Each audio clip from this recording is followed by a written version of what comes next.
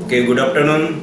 Yesterday we have seen the concept of causative factors or main rule or laws of homeopathy and modern science. There are three causations which are maintaining cause, immediate cause and fundamental cause. Yes. Maintaining cause, fundamental cause and proximate cause. Immediate और proximate cause. तो immediate और proximate cause mostly अपन acute conditions में देखते हैं और chronic condition के लिए fundamental कॉजिशंस होते हैं। तो फंडामेंटल कॉजिशंस में दैट इज माइज्म। एक्यूट में हम कॉजिटिव फैक्टर लेते हैं, उसके लिए बहुत सारे रूब्रिक्स रेपर्टरी में है। एलिमेंट्स फ्रॉम, जब भी कोई एक्यूट कंडीशन होती है तो हमें एलिमेंट्स फ्रॉम लेना पड़ता है। और बाद में देखा था हमने होलिस्टिक अप्रोच। तो होलिस्टिक अप्रोच क्या है? Holistic approach that is we consider man as a whole, and वैसे ही मॉडर्न साइंस में कहा है कि मैन एज अ होल ही कंसिडर करना चाहिए। And next thing we have seen that is homeopathy believes that generals are more important than particular generals।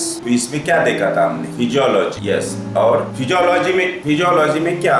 that is the physical generals, right? So physical generals are more important than particulars। अगर आप particular only pen कम होना चाहिए या फिर stool improve होनी चाहिए या फिर कफ नॉर्मल होना चाहिए, ऐसा नहीं। so, उसके पहले हमें उसके जनरल्स इंप्रूव करने हैं, then particulars. So this was the concept. Now the concept of suppression. So tell me what is suppression? Suppression की एकदम सिंपल डेफिनेशन। यस पुरुषाली, हाँ, okay, but this is not the definition. What is definition of suppression? Means disappearance of the symptoms and appearing in more important system, that is called suppression। concept of suppression, ये जितने भी आज का 7 concept है, last नहीं और है concept, तो ये पूरे कंसेप्ट होने के बाद मैं आपको एक केस दिखाऊंगा कंसेप्ट के ऊपर। अगर और किसी के पास, डॉक्टर्स के पास केस होंगी तो वो भी प्रेजेंट कर सकते हैं, नो प्रॉब्लम। तो according to modern medicine only some conditions like rheumatic fever move from sore throat to the joints and finally affect the heart. पहले यूरिनरी ट्रैक्ट इन्फेक्शन होगा, टॉन्सिलाइटिस होगा, थ्रोट इन्फेक्शन होगा, उसके बाद जॉइंट पेन स्टार्ट हो गए और joint pains के बाद heart disease. So this is the most common suppression, and allopathy भी इसे मानती है लेकिन बिलीव नहीं करती कि ये सप्रेशन ही है, क्योंकि वो कनेक्शन पे बिलीव नहीं करते कि ये यहाँ से वहाँ कैसे जा सकता है। History of eczema is of significance in case of asthma.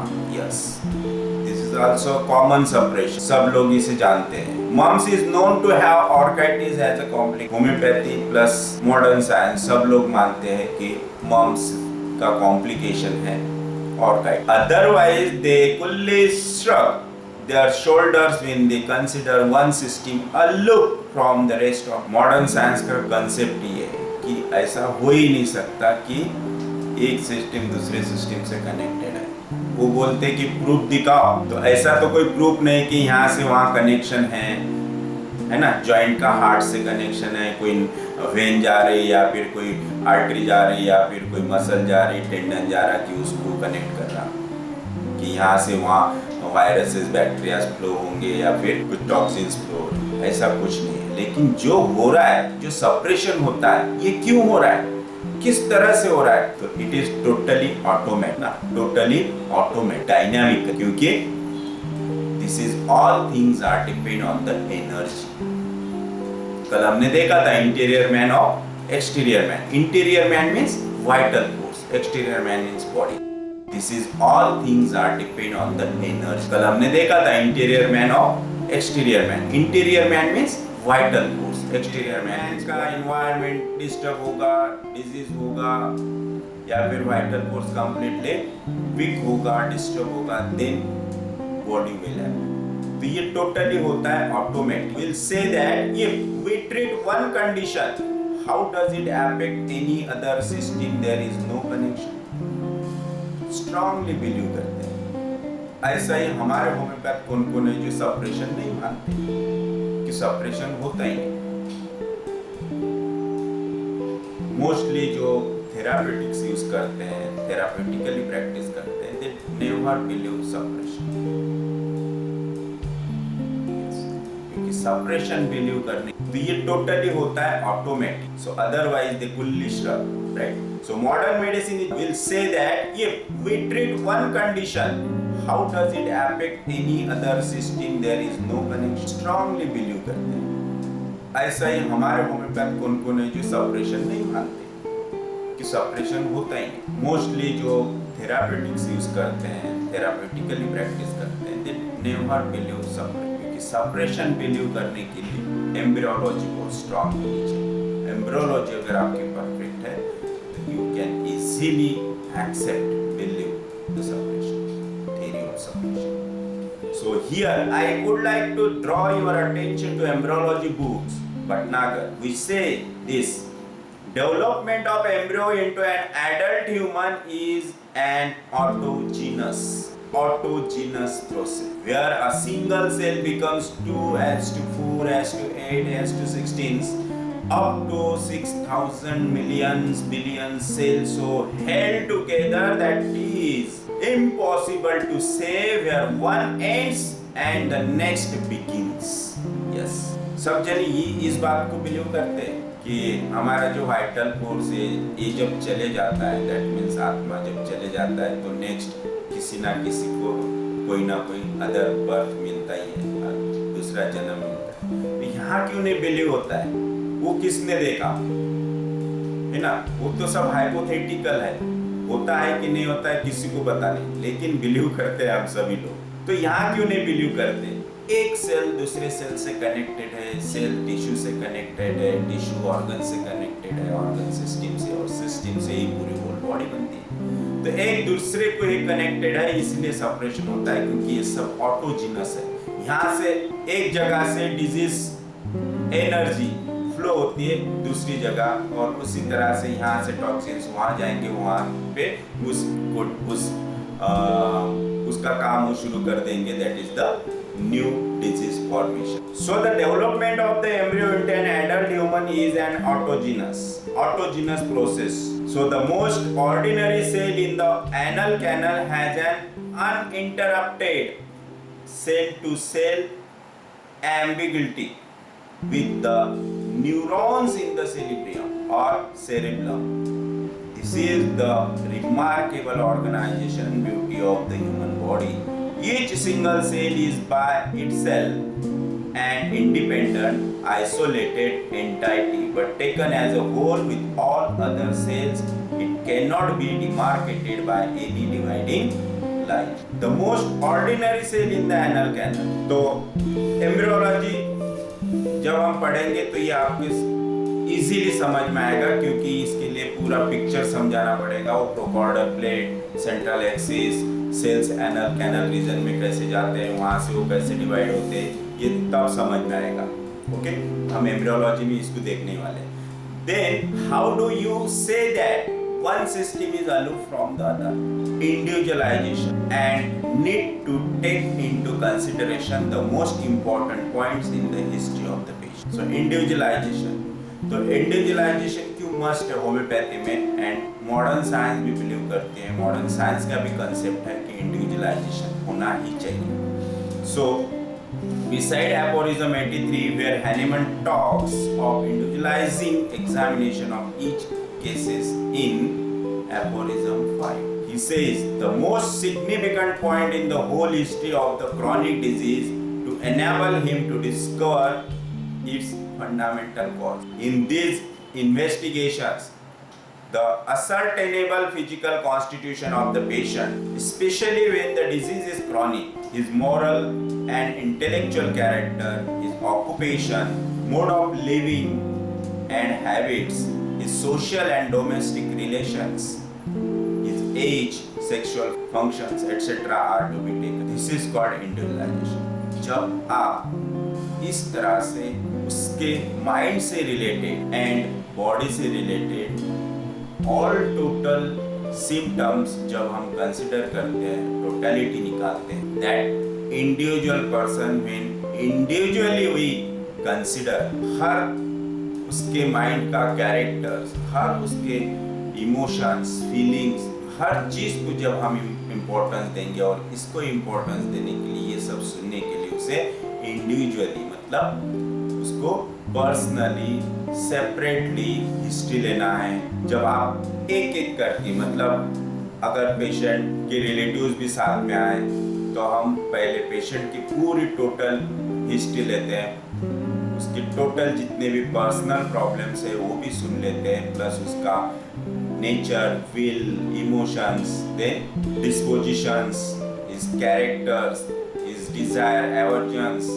His likes, dislikes, ये सब जब लेते हैं, ये सब जब हम करते हैं उसे इंडिविजुअलाइजेशन कहते हैं। लेकिन ये जब हम पूरी हिस्ट्री लेंगे उसकी पर्सनली, उसको अलग बिठा के अकेले में, तो ये पूरी हिस्ट्री लेने के बाद हमें इस हिस्ट्री को कंफर्म करना होता है विद द रिलेटिव। हम जब रिलेटिव्स को इसने जो भी बोला, जो भी बताया, जब हम कंफर्म करेंगे ये सब पूछ के, तो वो कंफर्म हो जाएगा, उसे क्रॉस एग्जामिनेशन कहते हैं।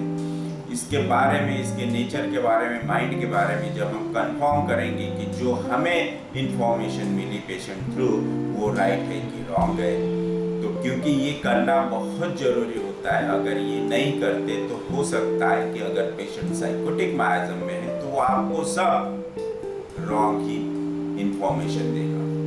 इसलिए उसने जो भी इंफॉर्मेशन दी है वो पेशेंट के रिलेटिव के थ्रू हमें कंफर्म करनी होती है। ये सब करने के बाद जितनी भी हिस्ट्री हमें मिलती है, और जो हिस्ट्री उसे हम अकेले में पूछते हैं, हर चीज को हम कंसिडर करते हैं, दैट इज कॉल्ड इंडिविजुअलाइजेशन। हमेशा हिस्ट्री लेते वक्त आप पेशेंट की अकेले में हिस्ट्री लीजिए।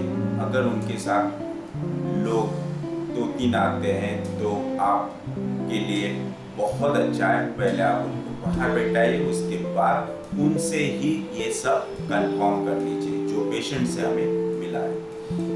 तो ये कंसेप्ट एफोरिज्म नंबर 5 में डॉक्टर हैनेमन ने बताया, and again he rights in the 83 also, 83 aphorism, individualisation.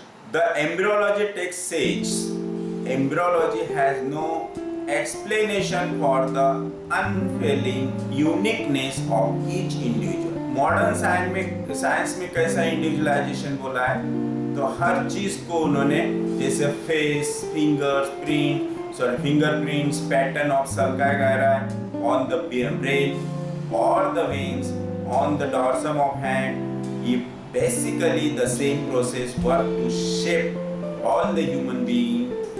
They should all look alike, but they never are.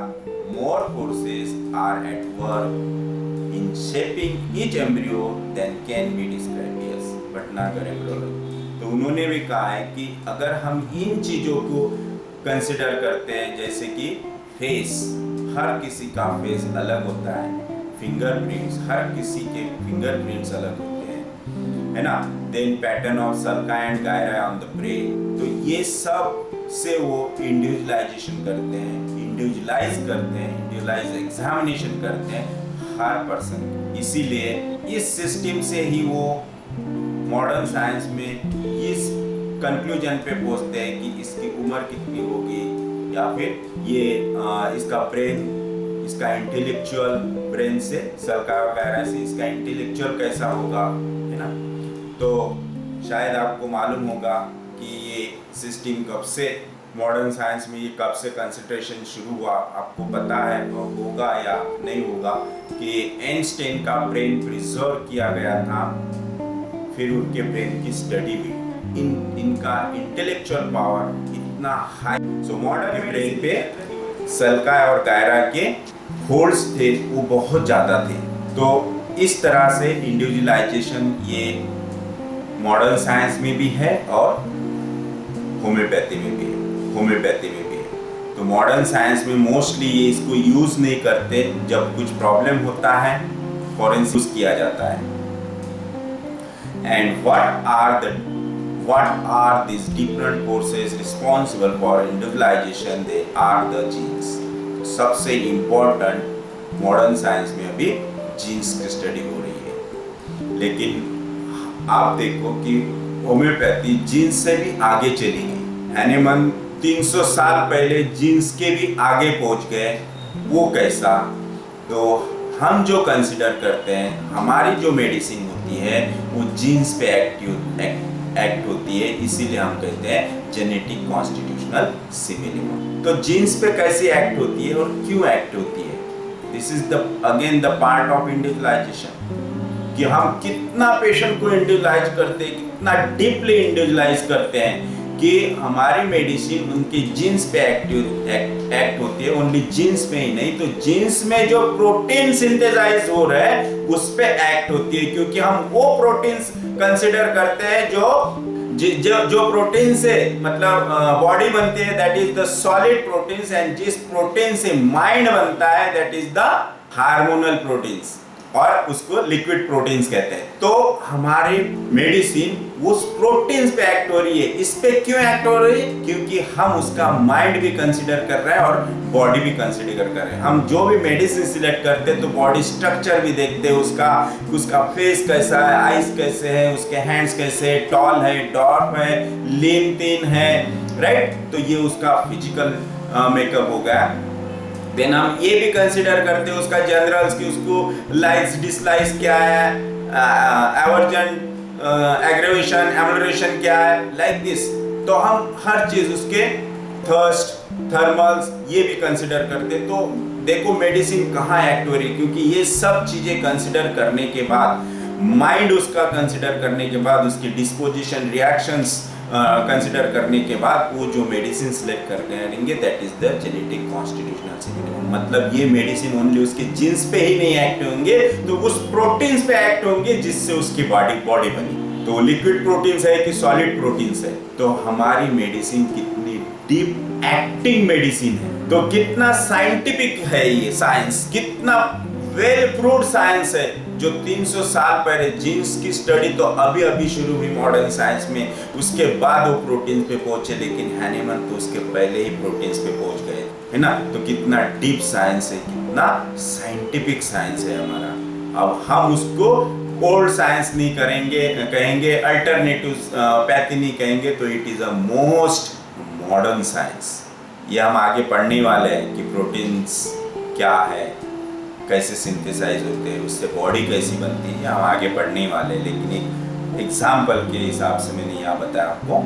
तो ये हम आगे बढ़ते हैं। If you allow me to quote from the Harrison's textbook of medicine from the chapter of genetics, the book says, थोड़ा सा genetics का यहाँ कहा है सर ने, more than 1/5 of the proteins, more than 1/5 of the proteins and hence genes in each human being exists in the form that differs from the one present in the majority of the population. This remarkable genetic variability or polymorphism among normal people accounts for much of the normal variation in the body traits such as height, intelligence and blood pressure.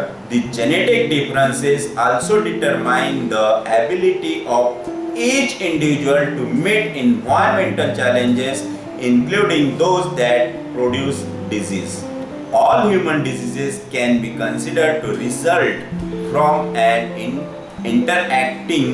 interaction between an individual's unique genetic makeup and the environment. So 1/5 of proteins in each human being exists in the form that differs from the one present in the majority of the population. तो देखो हमारे body में कितने proteins होते हैं, उसमें से 1/5 proteins ही ऐसे हैं जो हमें एक दूसरे से डिफर करते हैं, बाकी तो सब प्रोटीन सेम है। तो ये इतना इम्पोर्टेंट है हमारे हिस्ट्री में, इतना इम्पोर्टेंट रोल प्ले करता है कि 1/5 प्रोटीन्स, क्योंकि जो कॉमन होता है हर इंसान के लिए, जो कॉमन होता है वो तो हमें छोड़ देना पड़ता है। ओनली 1/5 प्रोटीन्स की हमें स्टडी करनी होती है। 1/5 प्रोटीन्स ही है जो हमें इंडिविजुअलाइजेशन में देखना है और उसको वो अलग करेंगे। और जितने भी कॉमन ट्रेड्स होते हैं, जैसे अगर कॉमनली ऑल ह्यूमैनिटी का हम देखेंगे तो जो कॉमन सिम्टम्स है जो हर इंसान में होते हैं उसे लेफ्ट कर दो, कम्युनिटी से, ह्यूमैनिटी से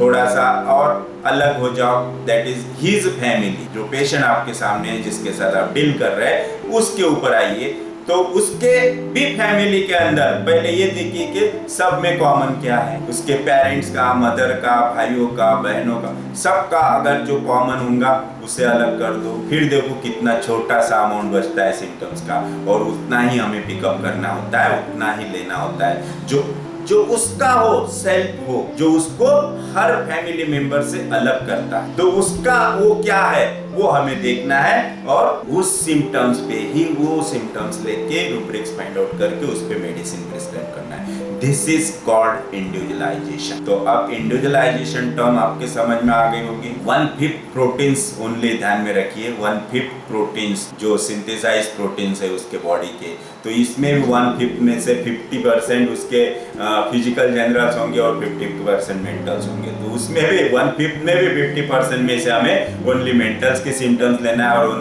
बाकी फिजिकल जनरल्स, राइट। तो इतना इजी पार्ट हो जाता है ये हिस्ट्री टेकिंग का अगर हम इस तरह से कंसिडर करते हैं। Case taking become very simple and easy. और उसके बाद भी हम आगे देखेंगे, ये सब बुक्स पढ़ना होगा कि उसके बाद हम देखेंगे mental emotional connections between the organs and the remedies. तो ये अटैचमेंट कैसे है माइंड के इसके साथ, बॉडी के साथ, ऑर्गन्स के साथ कैसे अटैचमेंट होती है। अगर हमारे माइंड में जो फीलिंग्स आ रही है, इमोशन आ रहा है, वो इमोशन से कौन सा ऑर्गन अफेक्ट होगा, उस ऑर्गन जो अफेक्ट हो रहा उसके लिए क्या कॉन्फ्लिक्ट होगा, ये सब हम आगे देखने वाले हैं। मतलब और भी हम केस टेकिंग को शॉर्ट करते जाएंगे। अगर कोई डिजीज लेके पेशेंट आता है, फॉर एग्जांपल टूथेक है, सिंपल टूथेक है, तो टूथेक है तो आपको पूरी लंबी चौड़ी हिस्ट्री लेने की जरूरत नहीं। वो लेने के लिए आप असिस्टेंट रख दो, असिस्टेंट को बोल दो कि आप हिस्ट्री लो, और जब पेशेंट आपके सामने आएगा तो सिंपल 2-3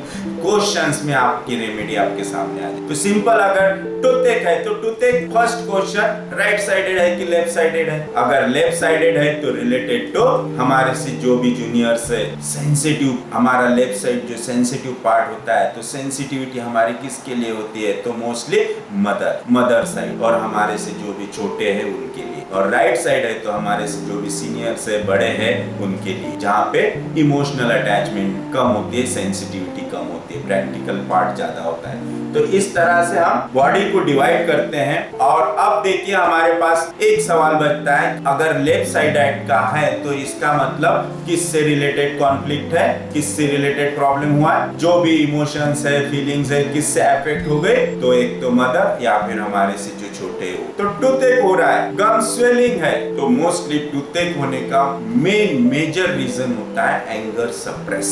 आप देखो जब भी हमें बहुत गुस्सा आता है तो हम दांत पे दांत प्रेस कर देते हैं, है ना, तो पूरा हमारा फोर्स, पूरी हमारी ताकत हम उस गम्स पे लगा देते हैं गुस्सा निकालने की, ऐसा करते हैं ना, तो पूरी ताकत, पूरा जो गुस्सा रिलीज होगा वो होगा गम्स। इसीलिए जब भी आप टूथेक का पेशेंट आता है, फिर आप टूथेक फीलिंग करते हैं, तो उसका मोस्ट रीजन होता है ये पर्सन्स का रिलेशन होगा इस साइड से, तो इसलिए अगर गुस्सा आया होगा तो इन पर्सन के साथ आ गया होगा। तो आप डायरेक्टली ये सवाल कर सकते किसके ऊपर गुस्सा हुए थे, मदर, सिस्टर, ब्रदर, है ना, जो भी आपसे छोटे हैं, तो directly you can get the conflict, और कॉन्फ्लिक्ट आपको मिल गया, go directly go through the medicine, nearest medicine. ऐसा नहीं कि परफेक्ट वही मेडिसिन आएगी, लेकिन आपको उसके बाद डिस्पोजिशन से वो मेडिसिन सिलेक्ट करना है। फिर आप उसमें ऐड कर दीजिए उसके थर्मल थर्स्ट, चिली है कि हॉट है, ये अगर आप उसमें ऐड कर देते तो you can get the made, right. तो इतना इजी हो जाता है इंडिविजुअलाइजेशन। देखो दांत गिरते नहीं, इसका भी रीजन अलग है, दांत जल्दी आते नहीं, इसका भी रीजन अलग है। और अगर उनको टूथेक हो रहा है तो पहले देखो कौन से साइड का है, और मोस्टली बच्चे रिलेटेड होते हैं,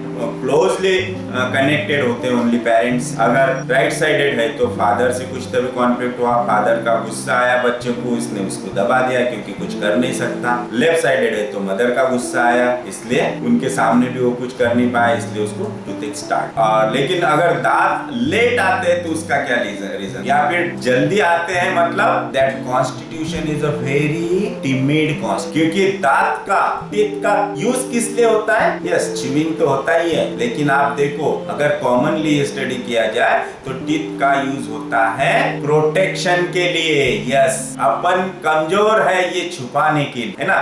अगर आप देखो एनिमल्स दांत दिखाते हैं, अगर कुछ उनको डराना है किसी को तो दांत दिखाते। तो जो पर्सन मोस्टली टिमिड होते हैं उनके दांत सामने होंगे, बड़े बड़े दांत, दैट इज टिमिड पर्सनैलिटी। तो जिनको जल्दी दांत आ रहे हैं इसका मतलब क्या है, वो प्रोटेक्शन चाहते हैं, उनको प्रोटेक्शन, ये उनकी टिमिडिटी उनको दिखानी नहीं है, उनको उसको छुपाना है, इसलिए दांत आ गया, आई एम करेजियस। और जिनके दांत गिरते नहीं, that mean again this constitutions are timid constitution, वो गिराना नहीं चाहते जल्दी, क्योंकि अगर वो गिरेंगे तो वो वीकनेस उनका दिखेगा। दिस इज द जिनके फ्रंट टीथ होते हैं, सामने टीथ होते हैं, that are most timid person. जिनके दांत आड़े तीड़े ऐसे एक के ऊपर एक होंगे, आधे कटे हुए होंगे, वेरी एंग्री पर्सन, जिनकी बाइटिंग टेंडेंसी होती है, जो पर्सन लोगों को टॉर्चर करते हैं, एंग्री, टॉर्चर, और जो लोग कुछ ऐसा कमेंट्स कर देते हैं जिससे वो पर्सन इमोशनली, क्योंकि ये करेजियसली कुछ नहीं कर पाते इसलिए इमोशनली हरास करेंगे, क्या कहते हैं, सार्केज्म। तो इस तरह के पर्सन के दांत कट होंगे, या फिर जो प्योरली सिबिलिटिक पर्सन है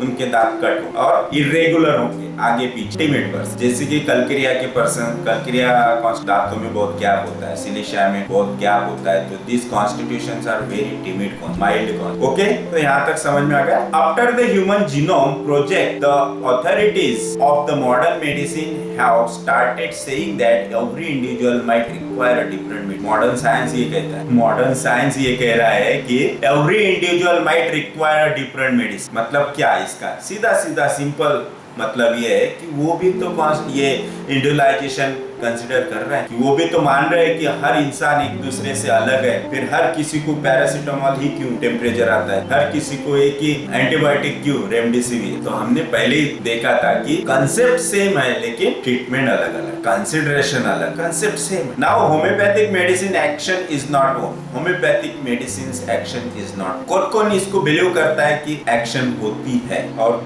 कौन ये बिलीव करता है कि होम्योपैथिक मेडिसिन की एक्शन होती ही नहीं। तो मुझे बताइए बेलाडोना की क्या एक्शन है। देखो, स्फीयर ऑफ एक्शन अलग चीज है, स्फीयर ऑफ एक्शन अलग चीज है। स्फीयर ऑफ एक्शन मतलब वो हर ड्रग की है कि वो मेडिसिन बॉडी पे किस ऑर्गन्स पे एक्ट हो, वो अलग चीज। लेकिन एक्शन, मेडिसिनल एक्शन, जैसे कि हम बोलते हैं कि aconite, belladonna, rhus tox, this are the acute remedy. मतलब क्या, उसकी शॉर्ट टर्म एक्शन है, ब्रॉड टर्म नहीं है, वो क्रॉनिक में एक्ट नहीं होंगे, वो लंबा एक्ट नहीं होंगे। लेकिन दिस इज जो बोरिक में हमने पढ़ा है एक्शन, उसमें दिया है कि 30 से 40 दिन, 1 महीने से 2 महीना, सल्फर 1 साल से 2 साल। तो ये थोड़ा सा मिसकंसेप्ट, क्योंकि मैंने ऐसे पेशेंट देखे कि जो सिंगल डोज से एक बार दिया और क्योर हो गए, बाद में उसको रिपीट करने का भी काम नहीं पड़ा। तो ये क्या हुआ, उसके अगर इतने दिन के एक्शन है तो उतने दिन में तो वो एक्शन खत्म होने को होना था, बाद में उसको रिपीटेशन की जरूरत पड़ने को नहीं, लेकिन ऐसा नहीं हुआ। ये थोड़ा सा मिसकंसेप्ट है। Another reason that is extended to call homeopathy as unscientific. Yes, देखो ये भी रीजन है कि होम्योपैथी को लोग अनसाइंटिफिक, ये तो हमने बनाया है ना, ये तो हमने जो भी कंसेप्ट बनाया है, जो भी बाद में जो भी हुआ हैनेमन के बाद कि ये मेडिसिन दे दो, फिर ये एक नहीं 4 मेडिसिन ले लो, फिर उसको दे दो, तो इसी को ही होम्योपैथी, यही जो हमारे बिलीव्स है कि हमने जो बनाया, हमने जो प्रैक्टिस किए, वही होम्योपैथी को अनसाइंटिफिक बना। लेकिन जो हैनेमन ने लिखा है that is the right one. Hahnemann बोलते हैं नहीं एक्शन होती है तो होती है, लेकिन उन्होंने भी इस कंसेप्ट पे डायरेक्टली कुछ कहा नहीं। So is that the action of medicine is not known, how they act and where they.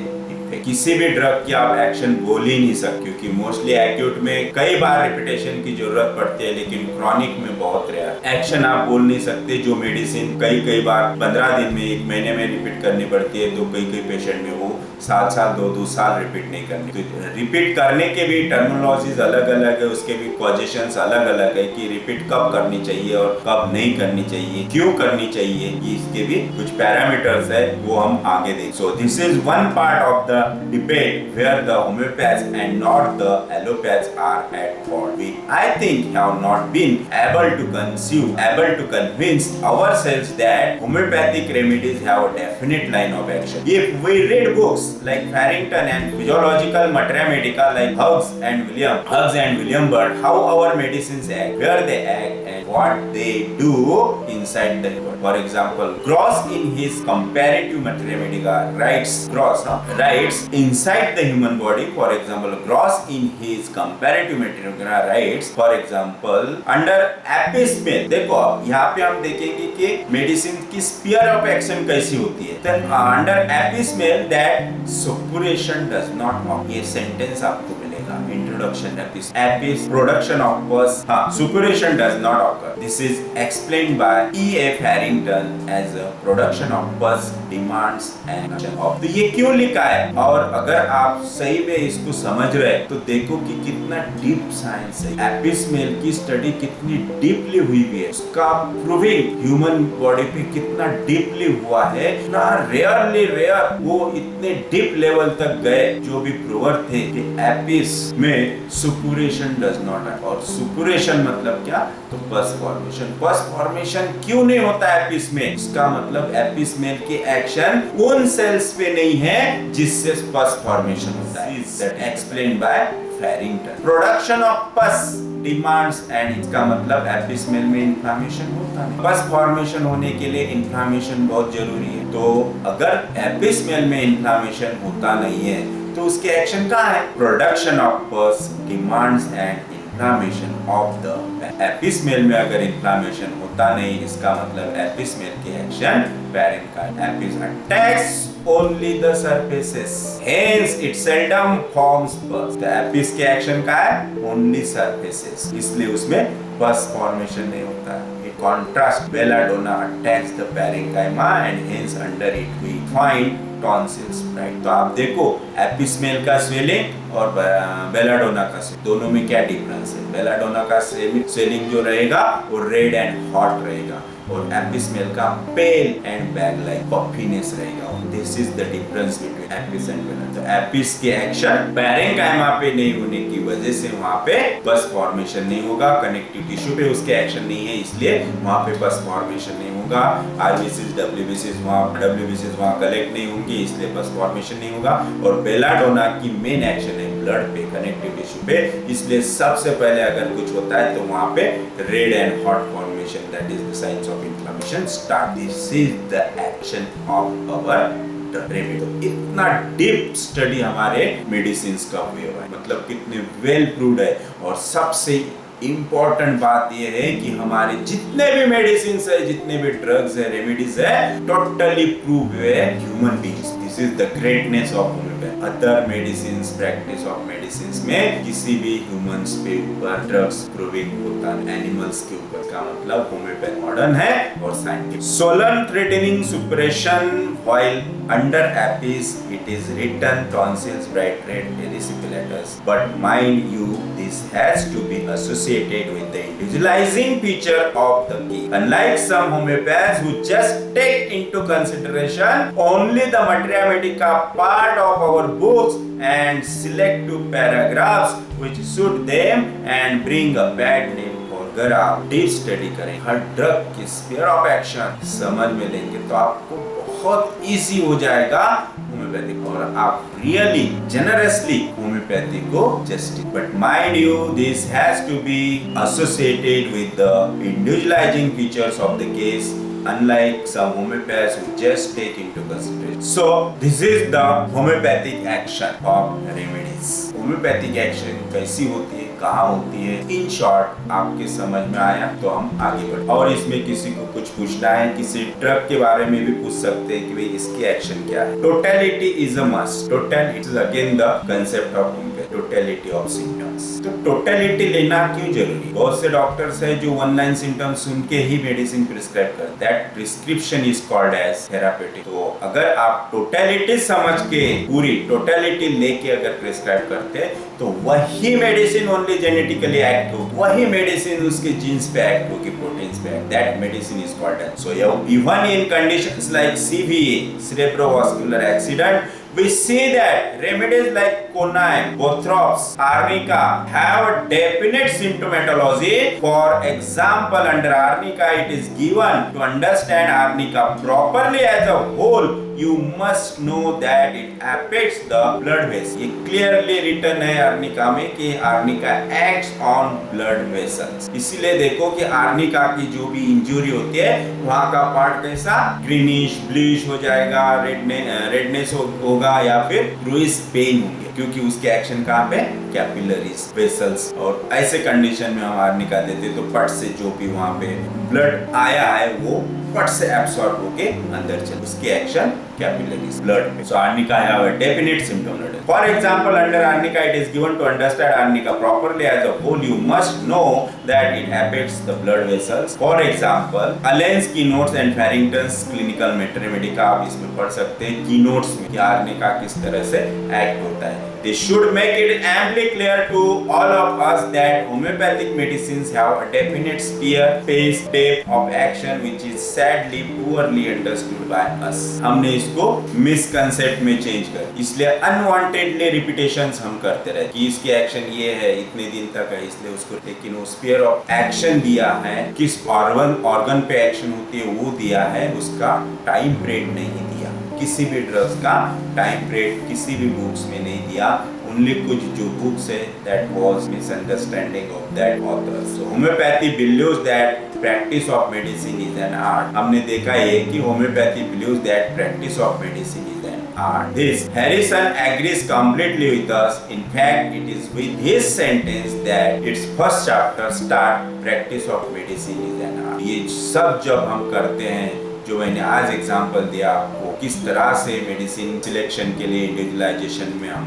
History लेते हैं, हिस्ट्री जिस तरह से एनालाइज करते हैं, that is all is art. And next concept is potentisation. Potentisation किस को पता है? This is an entirely homeopath, the brain child doctor Hahnemann's, only and only Hahnemann's terminology. Hahnemann's ने ये ढूंढ के निकाला.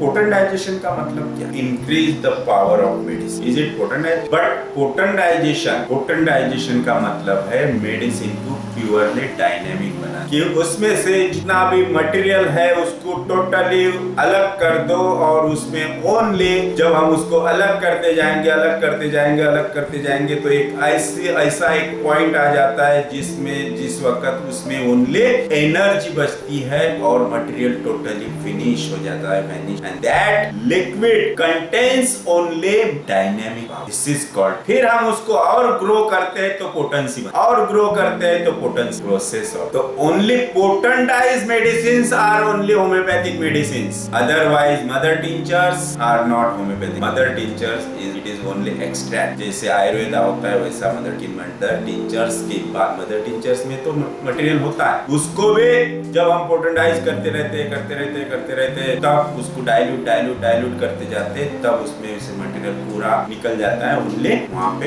एनर्जी बचती है, that is called dynamically energised potentise. और उसी में क्या होता है, our medicine contains after potentisation our medicine contains positive. What is positive? इसमें ओनली एनर्जी होती है, इसीलिए तो वो अपने बॉडी के एनर्जी पे एक्ट होती है, वाइटल फोर्स पे एक्ट होती है. अदरवाइज अदर मेडिसिन जो ओनली मटेरियल होते हैं वो क्यों नहीं वाइटल फोर्स पे एक्ट होते, वो ओनली बॉडी पे एक्ट. और our medicines never act on body, act on vital force gets stimulated, after that body cure lasts. Now minimum dose देखा था, who prescribe least is the best physician. उसी का base है minimum. So minimum dose means इतना सा देना है ना, इतना सा. 10 ग्लोब्यूल्स में तो एक ही. This is not minimum. Minimum dose means वहीं प्रिस्क्राइब करो जहाँ नेसेसरी, अदरवाइज गिव दैट. जो SL की प्रैक्टिस करता है, जिसके क्लिनिक में SL बहुत ज्यादा चलता है, वही मिनिमम डोज देता है. In homeopathy we don't claim to cure disease. देखो सर ने लिखा है, in homeopathy we don't claim to cure disease. Why? We never claim, और करना भी नहीं चाहिए कि हम ये डिजीज क्योर कर सकते. क्यों? आप कौन होते हैं क्योर करने वाले? क्योर तो उसकी बॉडी इटसेल्फ करेगी. हम क्या कर रहे हैं? हमारी मेडिसिन क्या कर रहे हैं? ओनली हमारी मेडिसिन हम जब डोज देते हैं तो उसके वाइटल फोर्स को स्टिमुलेट करती है और मेडिसिन बाजू में हट जाती है. इसका जो वाइटल फोर्स है, जो वीक हो चुका है मेडिसिन की वजह से, वो स्टिमुलेटेड हो होगा, मतलब मेडिसिन में हमारे एनर्जी होती है, वो पॉजिट्रॉन होता है जो उसको स्टिमुलेट करेगा और वो एनर्जेटिक होगा, वो एनर्जी वापस स्टिमुलेटेड होगी, that is vital force, and then vital force reverse itself. हमारी मेडिसिन कुछ नहीं करती, इसलिए आप कभी ये क्लेम नहीं करना कि मैं ये करता हूँ, मैं वो करता हूँ, मैंने ये अच्छा किया, मैंने वो, आपने कुछ नहीं किया, हमने कुछ नहीं। So we just stimulate the immune system to react and cure itself. और मॉडर्न मेडिसिन क्या कहती है? To treat diseases with physiological doses. देखो वो भी बिलीव कर रहा है फिजियोलॉजिकल डोजेस मतलब नथिंग, है ना। जहाँ जरूरी है वहीं मेडिसिन दीजिए, हर किसी को एंटीबायोटिक दे के मत बैठिए। जरूरी नहीं फिर भी एंटीबायोटिक दे रहे, जरूरी नहीं फिर भी देते जा रहे, ये नहीं। उन्होंने कहा है कि अगर नेसेसरी नहीं है तो give the only vitamin and treat the disease. So to treat diseases with physiological doses in order to overcome और सप्रेस द एक्सटर्नल और internal disease producing or causing agent. Physiological doses. As there is a basic difference in the concept of two systems, we don't accept to find the concept of minimum dose or that of potentization in the books of modern medicine. So ये है minimum dose का concept in homeopathy and modern science. Now the last one is similar similibus, the whole and soul concept of homeopathy. This basic principle of homeopathy arose when Hahnemann found out that remedies cure because they have the power to produce or cause the particular disorder. हमारे medicine में वो power है कि उसी disease के symptoms create करना, इसीलिए हमारे मेडिसिन परफेक्टली एक्ट होते हैं उसी सिम्टम्स पे, उसी सिम्टम्स को निकालते हैं जो एक्चुअली उसका प्रोविंस है, इसीलिए उसको सिमिलर सिमिलिबस। तो I was astonished and pleasantly surprised when one of the modern medicine books mention through indirectly the similar concept. Modern medicine में भी ये लिखा है, कहाँ? तो in immunology. The immune system is one of the system which help in homeostasis because of its most significant role in the defence system of the body. Yes, but कितना अच्छा उन्होंने ये एक्सेप्ट कर लिया। इम्यूनोलॉजी ऐसी system है जो immune system ऐसी है जो होमियोस्टेसिस को मेंटेन रखे। अगर इम्यूनिटी डिस्टर्ब हो गई तो homeostasis then body cause the but this system which is capable of defending the body. देखो immune system is capable of defending the body when disordered, जब immune system weak हो जाएगी, is also capable of producing which are known to us as automatic, not there striking similar। अभी तक ना भी देखा हमने दोनों सिस्टम के कंसेप्ट में जो उनका कॉन्क्रीट बेस है उसमें ही सिमिलरिटी है, कितनी स्ट्रांगली सिमिलरिटी है, फिर भी डिफरेंसेस कायम है और शायद ये कायम ही रहे। We need to gather courage to stand up and fight for this beautiful system of medicine we use us our bread and butter. This article has no intention whatsoever of confrontation or increase the friction between the physicians of two systems. ये हमें ही तैयार होना है, हमें ही सब करना है, but we should be in a position to explain when inquired about, fight when confronted, but in a scientific way. For that the fighting should stop and we should। ये किसके लिए कहा है? हमारे होम्योपैथ। इसका एक बेस्ट एग्जाम्पल मैं बताता हूँ। अभी 8 दिन पहले मेरे पास एक पेशेंट आया था, पार्किंसोनिज्म का एक पेशेंट आया। पेशेंट को मेडिसिन दिया, मेडिसिन देने के बाद उनको हर डे पे चिल्स, ट्राइगर्स आए और फीवर, चिल्स में। वो पेशेंट किसी दूसरे होम्योपैथ के पास गया और उन्होंने बताया कि हमने ये मेडिसिन ली है, इनको दिखाया था ये मेडिसिन ली है, उन्होंने मेडिसिन भी दिखाया उनको। आज तीसरा दिन है और आज मुझे बहुत जोर से बुखार चढ़ा, हड्डी भी बहुत भर के आई, तो ये मेडिसिन की वजह से हुआ। तो उस डॉक्टर ने क्या कहना चाहिए? एनीवन? देखो हमारे बीच में कैसे लोग फाइटिंग्स करते हैं, तो उस डॉक्टर ने कहा, जो होम्योपैथी था उसने कहा कि ये मेडिसिन आपको सूट नहीं, ये मेडिसिन आपको सूट नहीं हुई, इसलिए आपको इतने राइगर्स आए, मतलब फीवर आया, ठंडी बज के फीवर आया। इज इट राइट या रॉन्ग? इससे क्या होगा? यस। और हमारा तो छोड़ो, हम तो कुछ नहीं, लेकिन होम्योपैथी का बैड इंप्रेशन नहीं, होम्योपैथी का बैड इंप्रेशन नहीं। ये मेडिसिन मैंने दी या फिर और किसी ने दी, ये मेडिसिन सूट नहीं हुई। उसने ये नहीं कहा कि ये डॉक्टर नहीं सूट हुआ कर, उसने कहा मेडिसिन सूट नहीं, मतलब बैड इंप्रेशन ऑफ जो होम्योपैथी के लिए नहीं होना चाहिए इस तरह से, राइट? सो ऐसा कभी नहीं होना चाहिए, ऐसा कभी आपके साथ भी होता है तो ऐसा नहीं होना चाहिए, ऐसा नहीं करना है। So this is a very sound and solid base of knowledge is the one thing that can change everything. This is the aim towards which productive homeopathy is working, and Dr. Vijay Karsars to try and correct all that is wrong in the field of homeopathy. Ours is a complete science and we should be aware of the different allied sciences and their significance in our daily practice. With this knowledge alone we will be able to fulfill our full potential. So towards unity in homeopathy, right? So this is the first chapter. Finish here. Okay, कल देखेंगे हम makeup of man, और ये बहुत interesting है makeup of man. इसमें शुरुआत ही jeans से की है सर ने, कि जीन्स से कैसे जीन्स में प्रोटीन सिंथेसाइज होते हैं, और देन बॉडी कैसे पार्ट्स बनते हैं, कैसे बॉडी कौन से प्रोटीन से क्या क्या बनता है, सॉलिड और लिक्विड प्रोटीन। ये हम कल से देखेंगे। तो हम कल से 4 बजे मिलेंगे, 4 से 5। अभी any doubt, any question, any query can now ask now. किसी को कुछ पूछना है तो फास्ट। अमोक पाल सर बोलिए। पार्किंसन डिजीज में एक्चुअली आपको देखना है कि उसको ट्रिमलिंग किस तरह का। कोई पेशेंट होते हैं ट्रिमलिंग ऐसा ऐसा होता है ना, कुछ को ऐसा ऐसा ऐसा ऐसा ऐसा ऐसा ऐसा होता है, राइट। और कोई पर्सन होते हैं ऐसा ऐसा ऐसा ऐसा ऐसा चालू होता है। तो हर ट्रिमलिंग का मीनिंग अलग। देखो मतलब ट्रिमलिंग है मतलब क्या, नर्व्स अफेक्ट हुए, राइट। तो नर्व्स के लिए क्या कॉन्फ्लिक्ट होता है, क्लियर, ओके। और क्या है, यस, कंट्रोल है ना। और कंट्रोल क्यों जाता है, तो हो सकता है वहाँ पे कुछ डोमिनेशन हो, इंसल्ट हो, राइट, या फिर फियर हो। तो इस तरह के अलग अलग इमोशंस उसको कवर करेंगे। लेकिन कंट्रोल तो जैसे अपन किसी में ऐसा ऐसा होता है, तो वो दैट मीन्स कि वो कुछ लेना चाहता है, वो कुछ कंट्रोल करना चाहता है, लेकिन नहीं हो रहा है ना। कुछ ऐसे होते हैं, दैट मीन्स कि अब मेरे से नहीं होगा। ऐसा हम कब करते हैं, मेरे से नहीं होगा, अब मैं नहीं कर पाऊंगा। That means again the control, the theme is control, yes ना, द थीम इज कंट्रोल। तो मैं नहीं कर पाऊंगा। तो आप देखो कि भाई ऐसा क्या इवेंट्स उसके लाइफ में हुआ कि जिसको वो चाहता था कंट्रोल करना, लेकिन नहीं कर पा रहा है। तो ये आपको कंसिडर करना पड़ेगा। तो उसका, वो मेरे पास जो पेशेंट आया था, उसका कॉन्फ्लिक्ट ये था एक्चुअली कि उसका एक लड़का था जिसकी शादी हो गई, और शादी के 2 महीने बाद ही वो उसके ससुराल रहने चला गया। इसने लाख चाहा उसको रोकने का, लेकिन वो नहीं माना, वो वहां से चला गया अपने बीवी को लेकर। और वहां जाने के बाद वो कुछ गलत संगत में आ गया, वो गलत हैबिट्स लग गए, बैड हैबिट्स लग गए। उसकी वजह से वो कंप्लीटली मतलब अल्कोहलिक हो गया, जो भी होते हैं जैसे ड्रग्स, मतलब स्मोकिंग, वो हुक्का या फिर जो भी गांजा, इस टाइप के वो आदत में उसको लग गई। फिर उसका माइंड से कंट्रोल चले गया, और वो लड़के ने फिर वो वहां से इधर आया वापस पिताजी के पास, और कुछ ही महीने में उसने सुसाइड कर, और उसके बाद उनका चालू। तो इस तरह से वो पहले तो बच्चे को कंट्रोल नहीं कर पाए, रोक नहीं पाए जाने के लिए।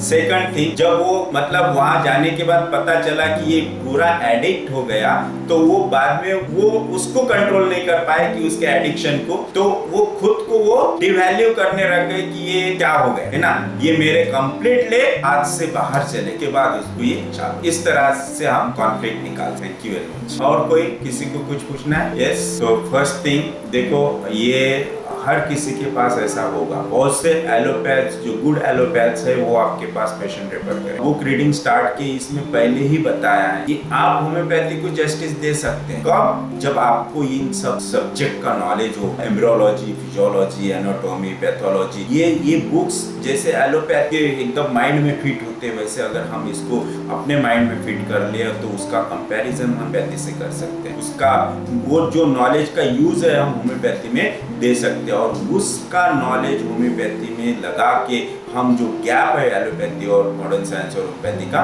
ब्रीच कर सकते हैं। और अगर हम ये ब्रीच कर पाए तो हम हर क्वेश्चन का आंसर एलोपैथ को दे सकते हैं कि ये इस तरह से होम्योपैथी में होता है और इस तरह से हम इसको ट्रीट करें। इसके लिए हमें इन बुक्स को पढ़ना पड़ेगा, उसका नॉलेज। और ऐसा एक भी डिजीज नहीं जो होम्योपैथी से क्योर हो सकता है। इसके लिए जरूरी है करेक्ट अप्रोच। अगर हमारा अप्रोच करेक्ट होता है, हमारा अंडरस्टैंडिंग करेक्ट होता है, तो we will every time we will get a proper and correct medicine. Am I right? मुझे जब फोन आया उनका, तो मैंने बताया कि ओनली अगर बहुत ज्यादा है, जो भी एग्रेवेशन होगा या फिर जो भी प्राइमरी एक्शन होगी, वो कैसे होगे, माइल्ड जेंटल। तो फीवर आएगा, लेकिन फीवर एक दिन में निकल जाएगा। लेकिन अगर चिल्स विथ फीवर है, तो it is not a primary. Then again some days we will wait and then again repeat the same thing. याचा मेन थीम हा आहे की काहीतरी आपल्या कंट्रोल नाही होत आहे, कंट्रोल लूज होत आहे ना, लुझिंग हर कंट्रोल. जे असं आहे म्हणजे